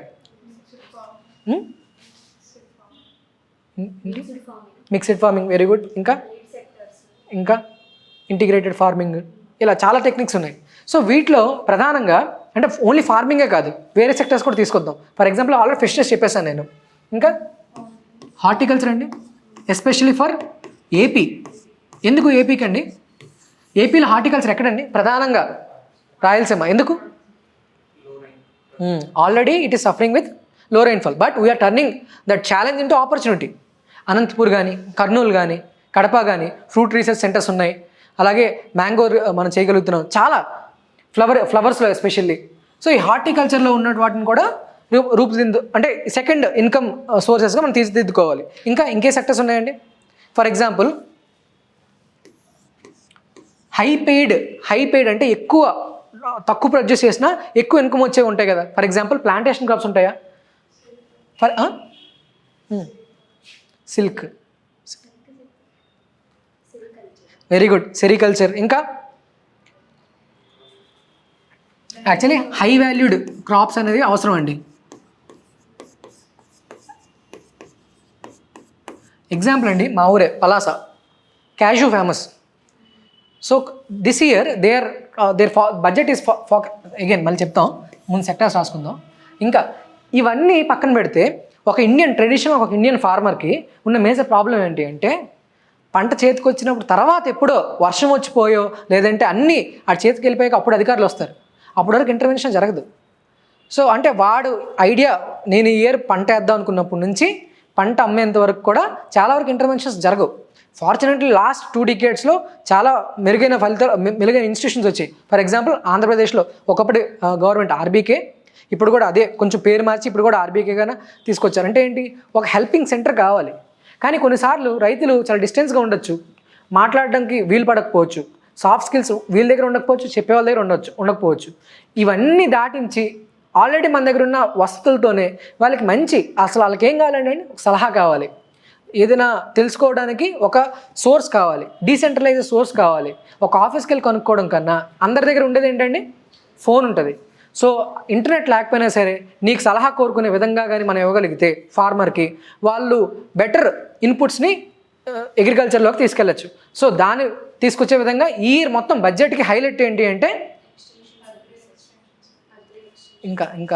ఇంకా దాని పేరు వాడి యాక్చువల్లీ ఎథిక్స్లో రాయొచ్చండి, మనం సైన్స్ అండ్ టెక్లో కూడా రాయొచ్చు, భారత్ విస్తార్. మీరు ఎథిక్స్లో ఖచ్చితంగా రాయాలి టెక్నాలజీ ఎలా ఉపయోగపడుతుంది మనుషులకి అని. సో ఒక టోల్ ఫ్రీ నెంబర్ ఉంటుంది, 15621 అనుకుంటా, క్షమించాలి తప్పు చెప్తే. ఆ నెంబర్కి ఫోన్ చేయడం ద్వారా, స్మార్ట్ ఫోన్ అక్కర్లేదు, నార్మల్ ఫోన్లో కీప్యాడ్ ఫోన్లో ఫోన్ చేస్తే లోకల్ లాంగ్వేజ్లో మాట్లాడుతుంది ఏ అసిస్టెంట్. ఫర్ ఎగ్జాంపుల్ నెక్స్ట్ 10 daysలో వర్షపాతం ఉందా లేదా, డ్రాట్ పరిస్థితి ఉందా లేదా, లేదంటే వాళ్ళ దగ్గర యాక్చువల్లీ ఏం చేస్తాయంటే యాక్చువల్లీ ఇది డిజిటల్ పబ్లిక్ ఇన్ఫ్రాస్ట్రక్చర్ చెప్పుకున్నాం కదండి, అగ్రి స్టాక్ అంటామండి. యాక్చువల్ మనకి డైరెక్ట్ క్వశ్చన్ రావచ్చు, వాట్ ఈస్ డిపిఐ అని చెప్పి. అగ్రి స్టాక్ అంటే ఏం లేదండి, లేయర్స్. అగ్రి స్టాక్ అంటే అగ్రి లేయర్స్. ఏంటి layers of information. For example ఆ ప్రాంతంలో last 30 years data, soil data, okay, yield data, ఇవన్నీ కలిపి ఒక ఇన్ఫర్మేషన్ పైలప్ అయితే ఎప్పుడైతే మనం ఫోన్ చేస్తారో ఏఐ యూస్ చేసి ఆ డేటాని వీడికి అర్థమయ్యే విధంగా, వీడికి ఉపయోగపడే విధంగా ఇన్ఫర్మేషన్ ఇస్తుంది. సో అలా నాన్ ఇంటర్వెన్షన్ నుంచి సమ్ ఇంటర్వెన్షన్ దిశగా ఇండియన్ అగ్రికల్చర్కి మలుపు తిప్పే ఇన్నోవేషన్ ఈ బడ్జెట్ తీసుకొస్తుంది, అదే భారత్ విస్తార్. ఇంకా సో ఇప్పుడు చెప్పాం కదండి, ఇప్పుడు ఏమేమి చేయబోతున్నారు వీళ్ళు. First dedicated programme for horticulture. వీటిలో ఏం చేయబోతున్నారు, high density high productive horticulture అంటే ఏంటి, లో ఈల్డింగ్ ఆర్చర్డ్స్ ఉంటాయి కదా, తోటలు ఉంటాయి కదా, ఏవైతే తక్కువ ఉంటాయి వాటి మీద దృష్టి పెట్టబోతున్నారు. తో పాటు హైగా కల్టివేషన్లో అంటే ఎక్కువ లాభాలు ఇస్తాయి. ఫర్ ఎగ్జాంపుల్ వాల్నట్స్ కానీ ఆల్మండ్స్ కానీ ఇవన్నీ ఎక్స్పోర్ట్ పొటెన్షియల్ కూడా హై ఉంటాయి. వీళ్ళకి ఆదాయం పెరుగుతుంది, దేశంలో న్యూట్రిషన్ సెక్యూరిటీ దొరుకుతుంది, అట్ ది సేమ్ టైం గవర్నమెంట్కి కూడా మంచిది కదా. Pine nuts, walnuts, almonds, pine nuts ఇటువంటి హై ఈల్డింగ్ లేదా హై ప్రాఫిటబుల్ క్రాప్స్లో దృష్టి పెట్టబోతున్నారు హార్టికల్చర్లో. నెక్స్ట్ ఇంకో ప్రధానమంది మర్చిపోయారండి, ఇందాక మీరు చెప్పారు క్యాటిల్ అని చెప్పారు, యానిమల్ హస్బెండరీ.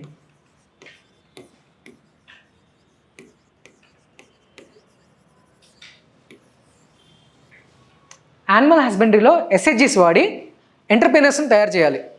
సేమ్ ఇందాకలాగే కలిసికట్టుగా ఉంటే ఏదైనా ఇన్నోవేట్ చేయొచ్చు, వాళ్ళకి లోన్స్ దొరుకుతాయి, ఒక ఎంటర్ప్రీనర్షిప్ వచ్చిన ప్రోడక్ట్ మీద వీళ్ళకి హోల్డ్ దొరుకుతుంది. Next supporting high value agriculture. ఎలా అండి, కోకోనట్. యాక్చువల్లీ ఇయర్ న్యూస్లో ఉంది కూడా, అందుకే కోకోనట్ బేస్డ్ ప్రొడక్షన్ని ఇంప్రూవ్ చేయాలి. ఇండియా బై వాల్యూమ్ అంటే ఎన్ని కొబ్బరికాయలను ప్రొడ్యూస్ చేస్తుందని చూస్తే ర్యాంక్ 1 ఉంది. ఓకే, సెకండ్ ర్యాంక్ బ్రెజిల్ ఉంటుంది. బట్ ఉల్టా సైజ్ పరంగా చూసుకో, బ్రెజిల్ అనుకుంటా, I will check again. Size పరంగా అంటే కోకోనట్ సైజ్ ఉంటాయి కదా, ఆ సైజ్ పరంగా అయితే మనం సెకండ్ అనుకుంటున్నాను. Next dedicated programme for Indian cashew and cocoa. ఇది ఎక్కడ దేంట్లో వాడతారండి, చాక్లెట్స్లో వాడతారు కదా.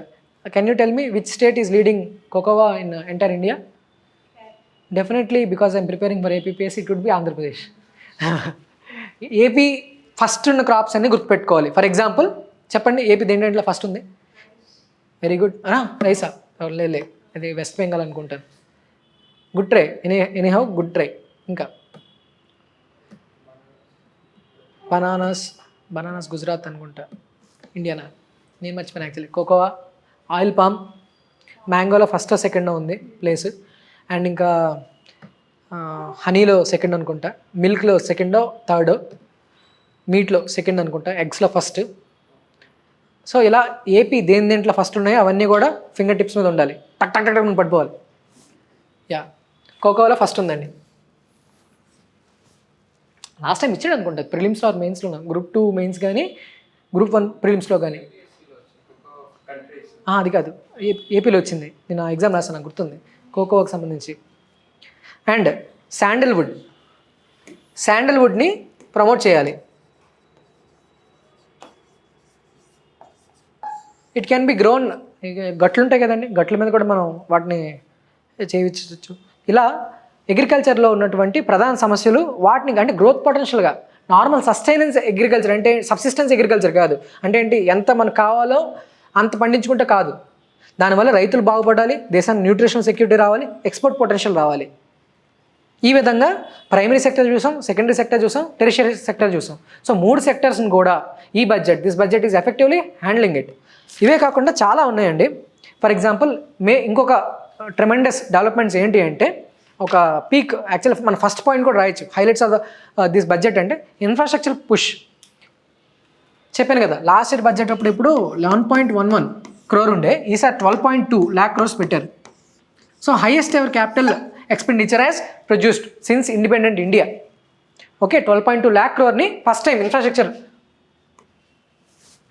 యాక్చువల్ ఇన్ఫ్రాస్ట్రక్చర్ చాలా పెట్టారండి. ఒక 2-3 పాయింట్ డిస్కస్ చేద్దాం. ఫస్ట్ది ఏంటండి, క్యాపిటల్ ఎక్స్పెండిచర్ ఎంత అండి? అండ్ నిన్న మనం మాట్లాడుకున్నట్టు, మన ప్రీవియస్ క్లాస్లో మాట్లాడుకున్నట్టు, పబ్లిక్ ఎక్స్పెండిచర్ ఒక్కటి సరిపోతుందా? ప్రైవేట్ యూనిట్స్ కూడా కావాలి. సో ఏంటవి ఆల్టర్నేటివ్ ఇన్వెస్ట్మెంట్స్ ఏంటండి చెప్పండి? మాట్లాడుకున్నాం, ఇన్విట్స్ వీటిని ప్రమోట్ చేస్తున్నారు. ఓకే, ఇంకా గవర్నమెంట్ ఇంకేం చేయగలుగుతుంది? ఎస్పెషల్లీ లాజిస్టిక్స్ని తగ్గించాలి కదా. ఆల్రెడీ మనకు ఒక అద్భుతమైన ఇన్నోవేషన్ ఉంది. Very good, dedicated freight corridor ఉంది. ఒక న్యూ డెడికేటెడ్ ఫ్రైట్ కారిడార్ని తయారు చేయబోతుంది. ఏంటంటే dedicated freight corridor from east to మన సూరత్ ఉంటుందండి. ఈస్ట్లో డాన్కుని, ఈస్ట్ ఇండియా అటువైపు కదా, నాకు ప్రొనౌన్సియేషన్ తెలీదు, డాన్కుని అని అనుకుంటున్నా. ఇటుపక్క Surat, dedicated freight corridor. Freight అంటే తెలుసు కదండి, గూడ్స్ని క్యారీ చేస్తుంది. ఇంకా 20 న్యూ ఏంటండి, బెంగాల్ అది, థ్యాంక్ యూ అండి. 20 న్యూ నేషనల్ వాటర్ వేస్ని తీసుకొస్తుంది. ఎందుకండి నేషనల్ వాటర్ వేస్ని ప్రమోట్ చేయాలి? వాటర్ వేస్ అంటేనే ట్రాన్స్పోర్టేషన్. వెరీ గుడ్, శభాష్. ఇంకా ట్రాఫిక్ ఉండదు కదా ఫస్ట్ ఆఫ్ ఆల్.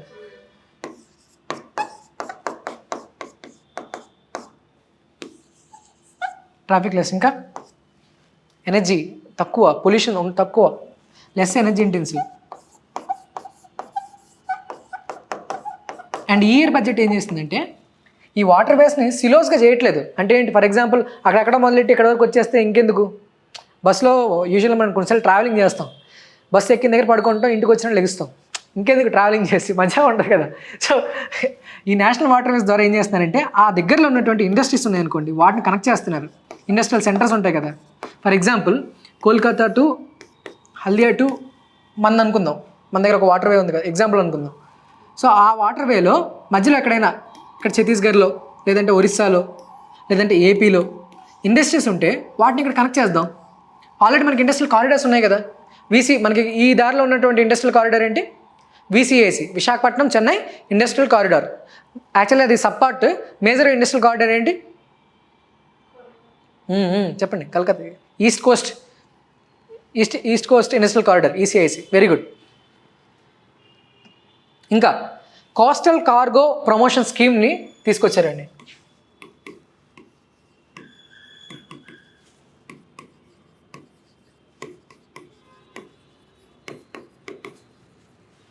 ఇంచుమించి ఇది అదే అలానే లింక్ అయి ఉంటుందండి. నెక్స్ట్, ఇన్ఫ్రాస్ట్రక్చర్ని డెవలప్ చేయాలంటే ముందు దానికంటే ఒక ఫండ్ జనరేట్ చేయాలి కదా. గవర్నమెంట్ సైడ్ నుంచి అటువంటి ఒక ఫండ్ సెటప్ చేస్తారండి. ఏంటది, infrastructure risk guarantee fund.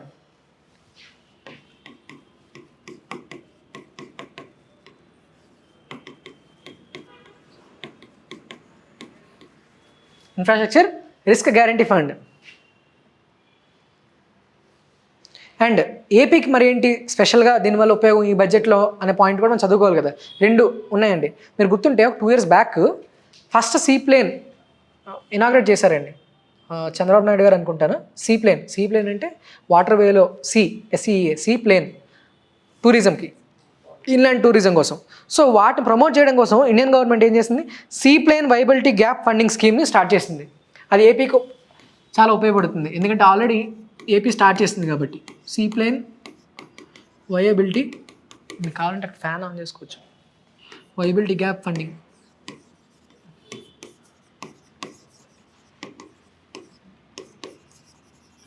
Can someone help me to know what is viability gap funding?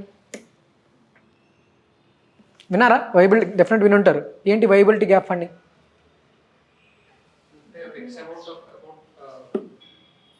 Cost హైగా ఉన్నప్పుడు ఇన్వెస్టర్ వస్తే వాళ్ళు అమౌంట్ పెట్టుకుంటే రిమైనింగ్ బ్యాలెన్స్ అనేది గవర్నమెంట్. Very good. అంటే అప్పటికి ఇంకా ప్రాఫిటబుల్ సెక్టర్ కాదు, ఎవరు నోబడి విల్ ఇన్వెస్ట్ ఇట్. వస్తే ఖచ్చితంగా అప్పులు అయిపోతావు. సో అలాంటప్పుడు నేనున్నాను అని చెప్పి వైబిలిటీ, ఇట్ ఈస్ వైబుల్, నా వైబిలిటీ గ్యాప్ ఉంది, దాన్ని నేను ఆపుతాను అని చెప్పి పెట్టేది వైబిలిటీ గ్యాప్ ఫండింగ్ అండి. వెరీ గుడ్ అండి. ఇంకా ఏపీకి ఉపయోగపడే దాంట్లో ఇది ఒకటి ఉంది. ఇంకా మేజర్గా అండి లాస్ట్ ఇయర్ బడ్జెట్లో పూర్వోదయాన్ని తీసుకొచ్చారు. పూర్వోదయం ఏంటంటే, పూర్వ అంటే మీనింగ్ ఏంటి, ఈస్ట్ సైడ్ ఉన్నటువంటి స్టేట్స్ అన్ని కూడా హిస్టారికల్గా poor. For example Orissa, Chhattisgarh, okay, some part of Jharkhand. So ఎందుకంటే ఈస్ట్ పార్షన్స్ అనేవి కూడా వీక్. దాంట్లో ఏపీకి కూడా కలిపి, యాక్చువల్ జాగ్రఫికల్గా కాదు బట్ ఏపీకి కూడా కలిపి ఏపీలో ఉన్నటువంటి కొన్ని ప్రాంతాలకి డెవలప్మెంట్ ఆ ప్యాకేజ్లోకి తీసుకొస్తే డెవలప్మెంట్లోకి వస్తాయని చెప్పి తీసుకొచ్చారు. దాని ఎక్స్టెన్షన్ కూడా ఉంది. ఆ పూర్వోదయలో development of integrated east coast industrial corridor already ఉంది కదా. Integrated east coast industrial corridor అనే పేరు పెట్టి దాన్ని డెవలప్ చేయడానికి ఈ బడ్జెట్లో ఫండ్స్ ఇచ్చారండి. సో ఇలా ఇన్ఫ్రాస్ట్రక్చర్ గ్రోత్కి ఈ బడ్జెట్ అనేది ప్రధానమైనటువంటి ఫోకస్ని జరగడం చూసాం. అండ్ ఇవే కాకుండా ఇంకా కొన్ని ఉన్నాయండి. ఫర్ ఎగ్జాంపుల్ ఎనర్జీ సెక్యూరిటీ విధంగా, అంటే లిథియం అయాన్ బ్యాటరీస్ కానీ, సోడియం యాంటీమోనోట్ కానీ, లేదంటే ఈ ట్రెడిషనల్ ఎనర్జీ సోర్సెస్ కాకుండా డిస్ట్రిబ్యూటెడ్ ఎనర్జీ సోర్స్ అంటాం వీటిని. ఈ ఎనర్జీ సోర్సెస్ అన్నిటికి కూడా మేజర్ ఇబ్బంది ఏంటంటే కొనేటప్పుడు కాస్ట్ ఎక్కువ. And these materials are not from India. So import చేసుకున్నప్పుడు డబ్బులు ఎక్కువ పడతాయి. సో వీళ్ళందరికీ కూడా ఎగ్జామ్షన్స్ ఇచ్చారు కస్టమ్ డ్యూటీ. సో ఈ విధంగా గ్రీన్ ఎనర్జీ సెక్యూరిటీ పరంగా స్టెబిలిటీతో ఉన్నటువంటి ఎనర్జీ సెక్యూరిటీ తీసుకురావడానికి చాలా మూవ్స్ అనేవి జరిగాయి. అదేవిధంగా you all know this carbon capture and utilisation system అని స్టోరేజ్. సో దానికి 20,000 crores ఒక సెపరేట్ ఫండ్ని ఎస్టాబ్లిష్ చేశారండి. And you might be knowing this fact. Next field ఏంటంటే అర్బనైజేషన్. దాంట్లో ఇండియా 2047 కల్లా at least 66% of the population will be in cities. So అటువంటి growth potential ఉంది, డెమోగ్రఫికల్గా ఎక్కువ జనాభాని మోస్తుంది. అలాగే ఇండియాని డిఫైన్ చేసే జాగ్రఫికల్ ఏరియా అయినటువంటి వాటిని అడ్రస్ చేయకపోతే ఎలాగా బడ్జెట్లో. So how they address this urbanisation అంటే, ఫస్ట్ ఎంతసేపు Tier 1 సిటీసే అయితే, Tier 1 cities are self healing, వాళ్ళకున్న డబ్బులకి వాళ్ళు సెల్ఫ్ హీలింగ్ అవుతున్నారు. So they have to focus no on Tier 2 and Tier 3. Vizag Tier 2 Tier 3? Tier 2. Vijayawada Tier 2. మీ ఊరు మా ఊరు Tier 3 Tier 4 Tier 5 కూడా చెప్పలేము. సో మనం కూడా అత్యంత త్వరలో మనం సర్వీస్లోకి వెళ్తే అవి కూడా Tier 2 Tier 3 వెళ్ళే విధంగా కృషి చేయాలి మనం. అండ్ ఇవే కాకుండా గ్రోత్ కనెక్టర్స్గా 7 హై స్పీడ్ రైల్ కారిడార్స్ని ఈ బడ్జెట్ ఇచ్చిందండి. అర్బనైజేషన్లో ఏంటంటే Tier 2 అండ్ Tier 3కి Tier 2 అండ్ Tier 3 సిటీస్ మీద ఫోకస్ పెట్టింది. నెక్స్ట్ గ్రోత్ కనెక్టర్స్గా 7 హై స్పీడ్ రైల్ కారిడార్స్ని పెట్టింది. ఇదే కాకుండా అర్బనైజేషన్ ఫండ్ ఒకటి పెట్టింది అనుకుంటున్నాను. I think it is 20,000 crores అనుకుంటా. ఫ్యాక్ట్ చెక్ చేయండి. ఎస్. అండ్ ఇంకా హాల్ మార్క్స్ అంటే ఉమెన్ కోసం ఏం చేసింది అంటే, ఇందాక మన కేర్ గివర్స్ కోసం గుర్తుందా? ఎంతమంది అండి? 1.5 lakh పీపుల్కి కేర్ గివర్స్ ఎకానమీకి సర్టిఫికేషన్ స్కిల్లింగ్ చేయడానికి పూనుకున్నారు. అది కాకుండా ఫస్ట్ టైం SHG మార్ట్స్ అనేవి పెడుతున్నారు. పీపుల్ సెంట్రిక్ డెవలప్మెంట్లో యాక్చువల్లీ వీళ్ళు 6 పిల్లర్స్ అనుకున్నాం కదండి, వాటిలో ఇది ఒక పిల్లర్. దాంట్లో పీపుల్ సెంట్రిక్ డెవలప్మెంట్లో SHG మార్ట్స్ పెడుతున్నారు వీళ్ళతో. అంటే వీళ్ళతోనే ఒక ఎంటర్ప్రైజ్ అమ్మించి వేయడం అనేది డైరెక్ట్ ఎకానమీలోకి తీసుకొస్తున్నారు వీళ్ళు, ట్రేడ్లోకి. తర్వాత 1.5 lakh కేర్ గివర్స్కి ట్రైనింగ్. ఇంకా ఎస్పెషల్లీ ఈ బడ్జెట్ దేని మీద ఫోకస్ చేసిందంటే, ఫిజికల్లీ స్పెషల్లీ ఏబుల్డ్ పీపుల్ ఉన్నారు కదా, వాళ్ళ మీద చాలా ఫోకస్ చేసింది. స్కీమ్స్ పేరు మర్చిపోయానండి, బట్ స్పెషల్ ఫోకస్ అండి. వాళ్ళని ఎలా స్కిల్ చేయాలి, వాళ్ళకి ఎలా యాక్సెస్ ఇవ్వాలి, ఇన్ఫ్రాస్ట్రక్చర్ యాక్సెస్ ఇవ్వాలి, వీటన్నిటి మీద చేసేయండి. Next upgrading national mental health centres అండి. ఇది కావాలి. Especially people are suffering. Physical health కన్నా మెంటల్ హెల్త్ అడ్రసింగ్ అనేది ఈ ఏజ్లో, డిజిటల్ ఏజ్లో చాలా ఇంపార్టెంట్.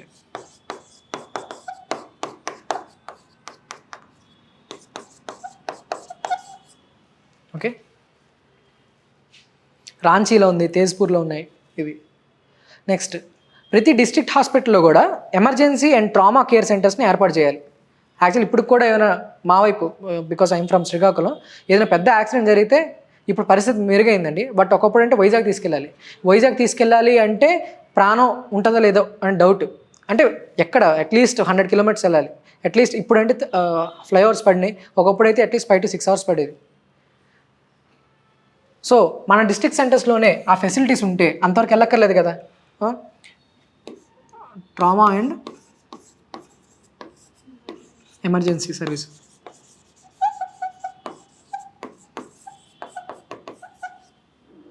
In district hospitals.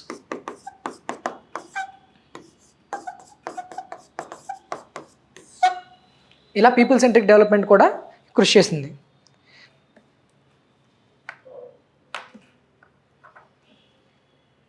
ఇంకా మెనీ ఉన్నాయండి. For example specially abled people కోసం చెప్పి ఆర్టిఫిషియల్ లిమ్స్ మ్యానుఫ్యాక్చరింగ్ కార్పొరేషన్ కూడా వీళ్ళు పుష్ చేస్తున్నారు. అంటే ఏఐ వాడి, అడ్వాన్స్ టెక్నాలజీ వాడి ఇంకెంత బెటర్ ఎక్విప్మెంట్స్ వీళ్ళకి ఇవ్వాలి అనే విధంగా.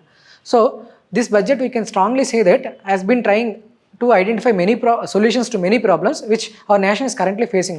Also there are lot of reforms also. For example income tax యాక్ట్ని రిఫార్మ్ చేశారండి. టీడీఎస్ టీసీఎస్ని రేషనలైజ్ చేశారు.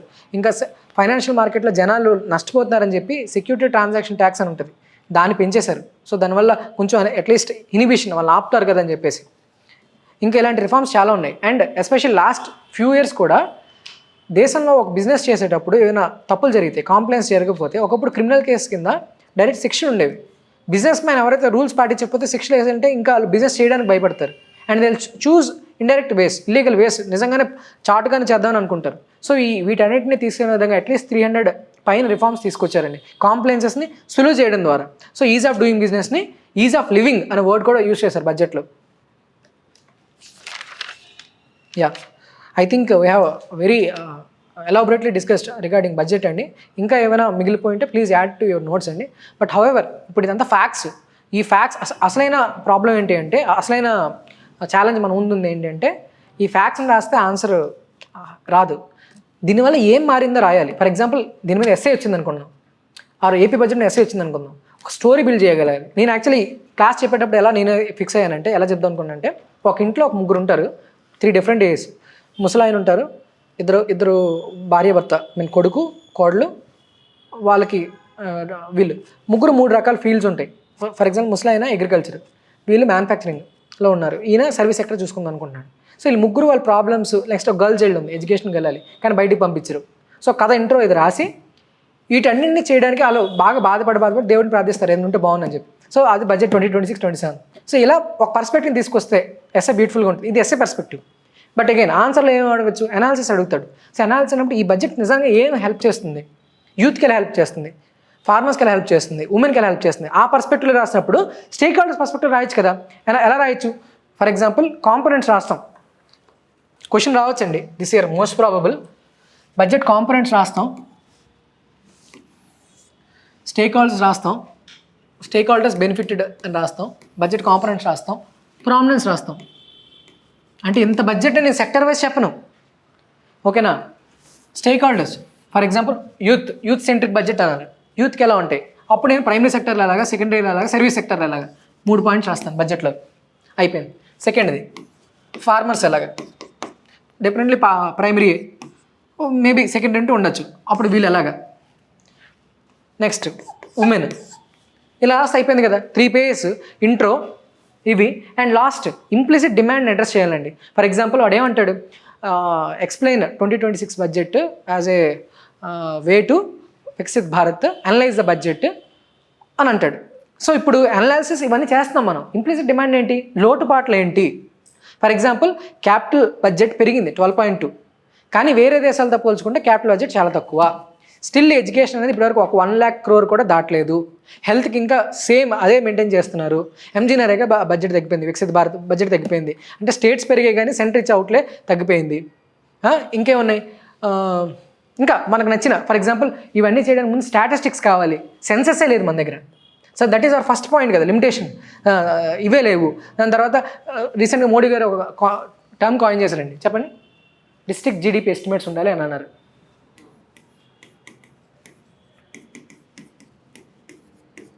ఏ డిస్ట్రిక్ట్లో ఆ డిస్ట్రిక్ట్ ఏం ప్రొడ్యూస్ చేస్తుంది. ఇంకా యాక్చువల్ అర్గనైజేషన్లో ఒక ఇంకో కీవర్డ్ మర్చిపోయామండి, CER. చెప్పండి, సిటీ ఎకనామిక్ రీజన్స్. అంటే ఏ సిటీకి ఆ సిటీకి ఒక ఎకానమీ ఉంటుందండి. ఫర్ ఎగ్జాంపుల్ వైజాగ్ ఉంది, being a coastal city it has own it's economic potential. నేను దాన్ని ఎకనామిక్ పొటెన్షియల్ ట్యాప్ చేయకుండా నాకు నచ్చిన ఎకనామిక్ పొటెన్షియల్ చేస్తే అది ఇంకెన్ని ఇయర్స్కి డెవలప్ అవుతుంది. సో అర్బనైజేషన్ అనేది వాటికి ఉన్న ఇన్హెరెంట్ క్వాలిటీతో డెవలప్ కావాలి అనే ఉద్దేశంతో తీసుకొచ్చింది city economic reasons.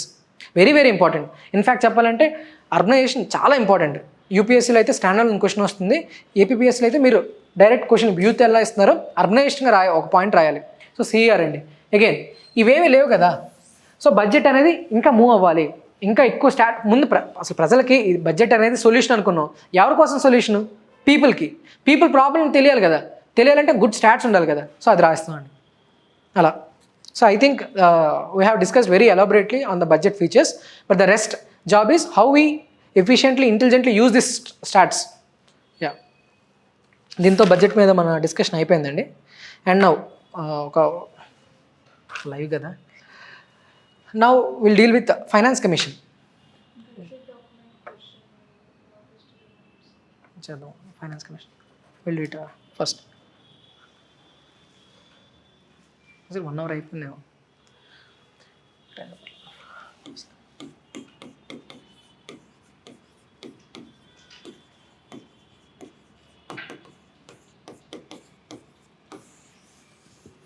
Sixteenth finance commission మీద డైరెక్ట్గా క్వశ్చన్స్ ఏమొస్తాయి, చాలా will wind it up as soon as possible అండి.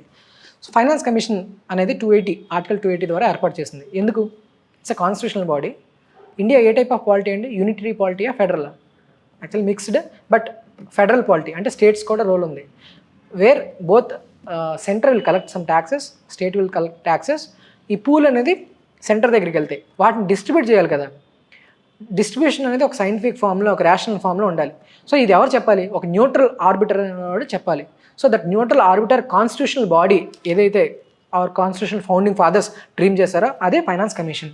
సో డబ్బుల్ని ఎలా డిస్ట్రిబ్యూట్ చేయాలి? సో ఆ డబ్బుల డిస్ట్రిబ్యూషనే డెవల్యూషన్ అనే వర్డ్ని మనం యూస్ చేస్తాం.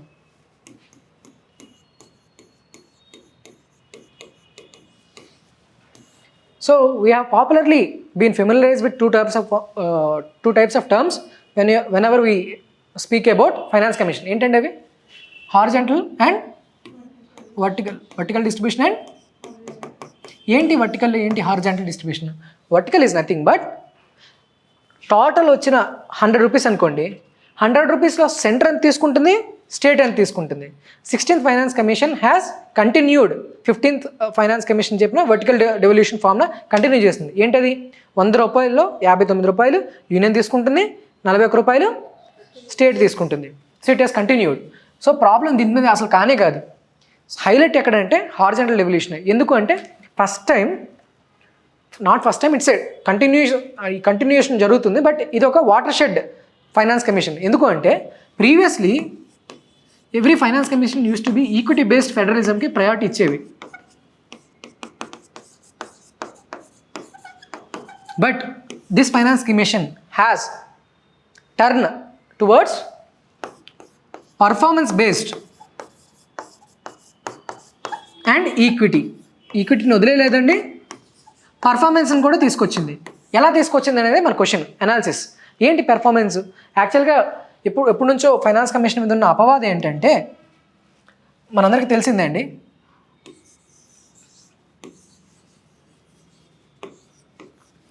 దీస్ సౌత్ స్టేట్స్ ఏవైతే ఉన్నాయో and Maharashtra, especially Maharashtra south అనకూడదు, బట్ ఈ స్టేట్స్ ఏవైతే ఉన్నాయో, ఇండస్ట్రీ డెవలప్ అయిన స్టేట్స్ ఉన్నాయో, ఇవన్నీ కూడా దేశానికి ఎక్కువ కంట్రిబ్యూట్ చేస్తున్నాయి because of various reasons. But ఏవైతే కొన్ని రాష్ట్రాలు ఉన్నాయో, for example infamously called as BIMARU states ఏవైతే ఉన్నాయో, ఇవన్నీ కూడా దేశానికి తక్కువ కంట్రిబ్యూట్ చేస్తున్నాయి బట్ ఎక్కువ తీసుకుంటున్నాయి. సో ఎప్పటి నుంచో వీళ్ళ వాదన ఏంటి? మేము కంట్రిబ్యూట్ చేస్తున్న తగ్గట్టు మాకు ఇవ్వట్లేదు, సో మేము పెర్ఫార్మెన్స్ చేస్తున్నాం బట్ మాకు ఇన్సెంటివ్ ఇవ్వట్లేదు. మీరు పాలసీస్ పెట్టారు పాపులేషన్ కంట్రోల్ చేయమని, అండ్ మేము 100% ఇంప్లిమెంట్ చేసాం, వాటిని సక్సెస్ఫుల్ అయ్యాం, బట్ స్టిల్ మాకు అది శాపంగా మారింది అనే గొడవ జరుగుతుంది. సో వీటిని అడ్రస్ చేయడానికి ఫైనాన్స్ కమిషన్ ఎప్పటి నుంచో ట్రై చేస్తున్నాయి. బట్ 16th ఫైనాన్స్ కమిషన్ అనేది ఒక మార్పు వచ్చింది. ఎలా మార్పు వచ్చిందంటే 15కి 16కి ఆ తేడాను చూసుకుందామండి. అండ్ ఏవైతే ఈ ఫార్ములాస్ చెప్తాయో, ఈ హారిజాంటల్ డెవల్యూషన్లో ఉన్న ఫార్ములా చెప్తుందో దాన్ని టర్మ్స్ ఆఫ్ రిఫరెన్స్ అంటాం. సో ఈ టర్మ్స్ ఆఫ్ రిఫరెన్స్ అంటే ఏ ప్రాతిపాదికన డబ్బులు అనేది కేటాయించబడుతుంది. సో అగైన్ హారిజాంటల్ డెవల్యూషన్ అంటే ఏంటి? వెర్టికల్ అంటే 59, 41 కదా. ఈ 41 స్టేట్స్కి ఇస్తారు కదా. ఒక స్టేట్కి 10 రూపీస్ ఇస్తాం, ఒక స్టేట్ 2 రూపీస్ ఇస్తాం. ఈ డిఫరెన్షియల్ షేరింగ్నే హారిజాంటల్ డెవల్యూషన్ అంటాం. 15లో ఉన్న ఫీచర్స్ ఏంటి, అక్కడ ఏంటి అని చూసుకుందాం. ఫస్ట్ అండి ఇన్కమ్ డిస్టెన్స్. నెక్స్ట్ది ఆబ్వియస్లీ పాపులేషన్ కదా, వాళ్ళకి ఎంత జనాభా ఉంది. ఇప్పుడు 100 మందికి ఉన్నప్పుడు 100 రూపాయలు ఇస్తావు, 1000 మందికి 1000 రూపాయలు ఇవ్వాలి. 100 మందికి దగ్గర కూడా 1000 మందికి 100 రూపాయలు ఇవ్వలేం కదా. So population. నెక్స్ట్ అండి area. Next forest and ecology. Next ఇవే కొంచెం ఇబ్బంది కలిగించేవి, డెమోగ్రఫిక్ పర్ఫార్మెన్స్. అండ్ ఈ 15th కదండి, 15th ఇట్ వన్స్ ఉండేది ఏంటంటే tax and fiscal efforts. So 16thలో ఏమేమి జరిగినాయి, ఏం జరగడం వల్ల ఈ ఈక్విటీ నుంచి కాదు పర్ఫార్మెన్స్ బేస్ మారిందని చూసుకోవచ్చు. సో ఇన్కమ్ డిస్టెన్స్ ఉందా లేదా? It has continued but proportion తగ్గింది. ఎలాగా? ఒకప్పుడు దీంట్లో 45% ఉండేది, బట్ నౌ 16thలో 42.5. 2.5% తగ్గిపోయింది. అది ఎక్కడ పెరిగింది? పాపులేషన్లో. 15 అనుకుంటా 17.5 వచ్చిందండి. నెక్స్ట్ ఏరియా, ముందు 10 ఉండేది, ఇప్పుడు 10 ఉంది. ఫారెస్ట్ 10 ఉండేది, 10 ఉండే. ఇది చూడండి ఒకసారి చెక్ చేయండి ఎంత మారిందో. ట్యాక్స్ అండ్ ఫిజికల్ ఎఫర్ట్స్ అండి. ఒకప్పుడు ఇది ఉండేది, దాన్ని తీసేసి పర్ఫార్మెన్స్ ఇవ్వాలి కదా.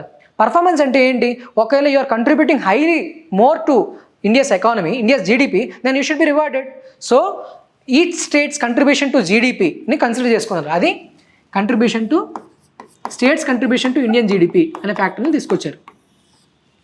సో ఈ విధంగా ఫస్ట్ టైం ఇన్కమ్ డిస్టెన్స్ని తగ్గించడం ద్వారా, ఇన్కమ్ డిస్టెన్స్ అంటే ఏంటి?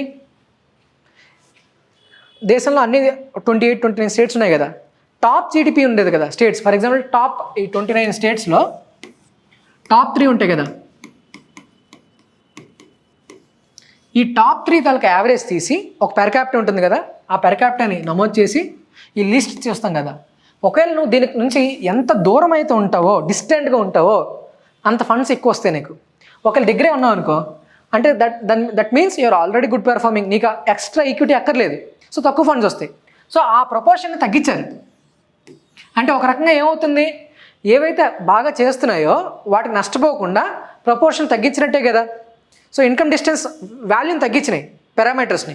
So it is a shift towards performance based one. ఎందుకు ఇది తగ్గుతుందంటే ఆటోమేటిక్ పెర్ఫార్మెన్స్కి విలువ వస్తుంది కదా. అది ఎక్కడ పెరుగుతుంది? Contribution to GDP. If you're more contributing, in fact already వీక్గా ఉన్న స్టేట్స్ ఉన్నాయి కదండి, ఈ స్టేట్స్కి కూడా ఒక న్యూ బెంచ్ మార్క్ ఇస్తున్నాను. ఏంటని? If you are doing very well, then you will have this factor also. దీంతో పాటు నీకు ఇప్పుడు ఈ ఫ్యాక్టర్ కూడా హెల్ప్ చేయబోతుంది. So go and do better అని ఒక న్యూ ఇండికేటర్ ఇస్తుంది, ఒక టార్గెట్ని ఇస్తుంది.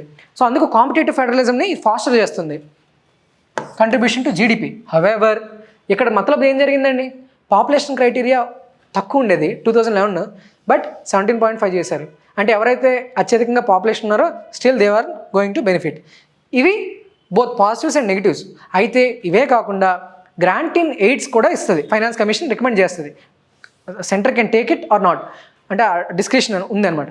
అయితే ఈ గ్రాంట్ ఇన్ ఎయిడ్స్లో కూడా కొన్ని ఇబ్బందికరమైన పరిస్థితులు తలెత్తాయి. అదేంటంటే ఎప్పటి నుంచో కూడా 15th ఫైనాన్స్ కమిషన్ ఇవన్నీ కూడా డెఫిసిట్ గ్రాంట్స్ ఇచ్చేవి, రెవెన్యూ డెఫిసిట్ గ్రాంట్స్ అనేవి ఇచ్చేవి.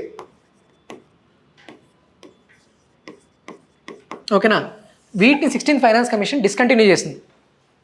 అంటే ఒకవేళ రెవెన్యూ డెఫిసిట్గానే ఉంటే సెంటర్కి చెప్తే సెంటర్ ఇచ్చేది, బట్ ఇది డిస్కంటిన్యూ చేసింది. దీనివల్ల ఎవరెవరైతే కొంచెం రెవెన్యూ డెఫిసిట్గా ఉన్నాయో, పబ్లిక్ క్యాపిటల్ ఎక్స్పెండిచర్ మీద పెట్టాయో, వాటన్నిటికీ కొంచెం దెబ్బే కదా ఇవి. సో అలా ఒక రకమైన ఛాలెంజ్ అనేది ఏర్పడింది. నెక్స్ట్ ఆఫ్ బడ్జెట్ బారోయింగ్స్ అనేవి ఉన్నాయి. మన సిలబస్లో మనం చూసుకున్నాం కదా. ఆఫ్ బడ్జెట్ బారోయింగ్స్ అంటే ఏంటండి?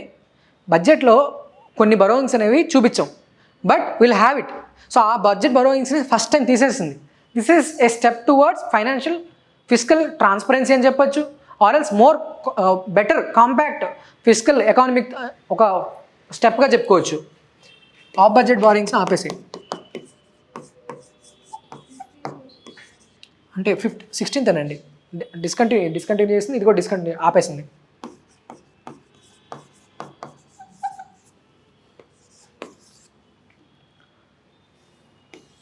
అండ్ స్టేట్స్ తాలూకా బరోయింగ్ కెపాసిటీ ఉంది కదా, దాన్ని 3% ఆఫ్ జీడిపికి జిఎస్డిపికి లిమిట్ చేసింది.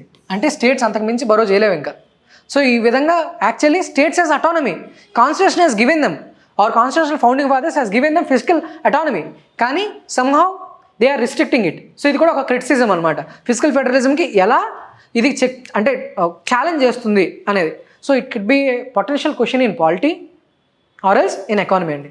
Yeah, I think that's it అండి. And also many other grants ఉన్నాయి, బట్ అవి స్పెసిఫిక్గా మనం చూసుకోవచ్చు. For example local body grants ఉంటాయి, పెర్ఫార్మెన్స్ బేస్డ్ గ్రాంట్స్ అంటారు, అంటే నువ్వు పెర్ఫార్మెన్స్ చేస్తేనే నీకు ఇస్తాయని.